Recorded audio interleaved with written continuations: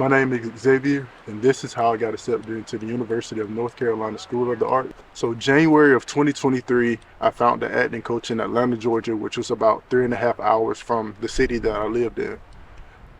And I just started to go like 3 or 4 times a month. I would stay for an hour, 2 hours, and just soak in as much as I could. The studio that I attended in Atlanta is called Evolve Acting Studio, and the coach is named Victor Love.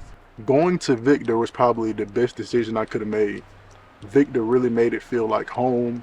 He taught me as much as he could. So during that time, from January to December of 2023, with the goal in mind to audition for school, during that process, we would talk about what monologues I would use, what song I would sing.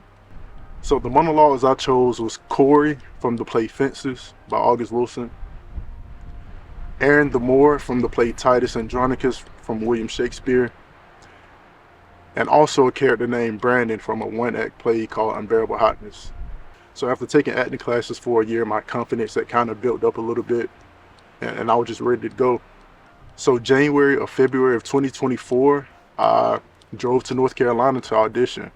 And I remember like driving here, it was raining, like raining super bad. And I was by myself, and I was like, man, this can't be good. Like, this just got to be a bad sign. And when I got to the school, it just felt like I was at home. As soon as I got there, it was an orientation where they just kind of talked about the drama department, talked about what we could expect from the school. And after that, I left. And when I came back, it was time for my audition. When I first came into the room, it was current UNCSA students just walking around, answering any questions that I had, any questions that anybody had about the school, about campus life, about whatever you wanted to ask about. So when they finally called my name, they brought me into a hallway where it was more UNCSA students, and they just kind of sit there and talk to me. They got to know me. They talked to me about where I'm from, how long have I been acting. They really just made me feel at home as well.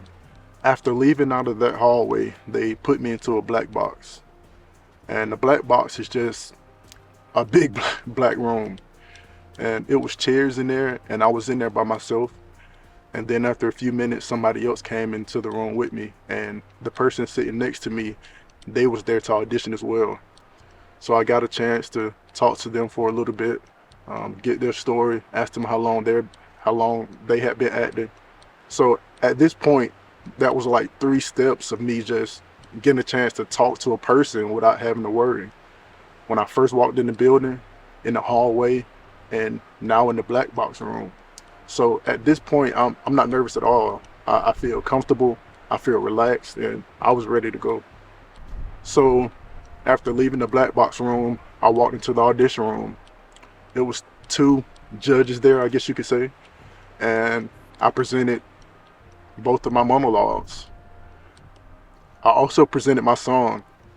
And keep in mind, I had 6 months or so of a singing experience at this time. I didn't sound good, but I was just confident about it, and I just gave it all I could give, and that was it.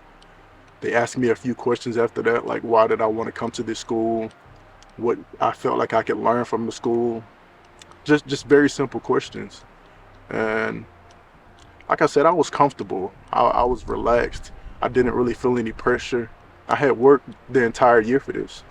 I remember walking out of the audition that day and calling my acting coach and saying, Vic, this is where I want to go to school. Keep in mind at this point, I was 26, I'm 27 now, and I had no experience. I just went into the audition and just gave it all I could. After leaving North Carolina and going back home to Georgia, I had to patiently wait a few weeks. It was maybe like 2 weeks until I got a decision back from the school. And I was denied. I can't really describe how I felt at that moment because I had spent so much time practicing. I don't think you guys understand, like just driving 3.5 hours to Atlanta, staying there for an hour or 2, practicing sometimes 3 hours, then driving another 3.5 hours back. This is 3 and 4 times a month, sometimes 5 times a month. I was invested. I think this is the point in the story where I have to tell you that you should always just be ready, be prepared, because you just never know what's going to happen. So in July, a few months after the audition, I was sleeping in my bed and I woke up to a notification. It was an email. It was from the admissions counselor, and it simply said, there may be a chance that you can be accepted into the school. I immediately called the admissions counselor because she had also called me. I had 2 missed calls. And when I spoke to her, she told me that a student that was accepted was thinking about dropping out and that I could possibly take the slot. To be 100% honest, I just remember holding the phone and crying. So after getting that call, I immediately called my acting coach and I told him the good news. I had exactly 2 weeks to not only make a decision, but to move from Georgia to North Carolina. And just by the grace of God, it happened. I moved, and this was my first semester at the University of North Carolina School of the Arts. It's been an amazing semester. I've met so many talented people, Like I really don't understand how somebody can sing, act, dance, play guitar, play piano. These kids are talented, I'm telling y'all. I think the point of me making this entire story is just to say, like, don't give up on your dreams and just always be prepared. I'm 27 and I'm still out here chasing mine. If I could say anything at this point, first off, I want to say thank you to my acting coach, Victor. Love you. You changed my life, man.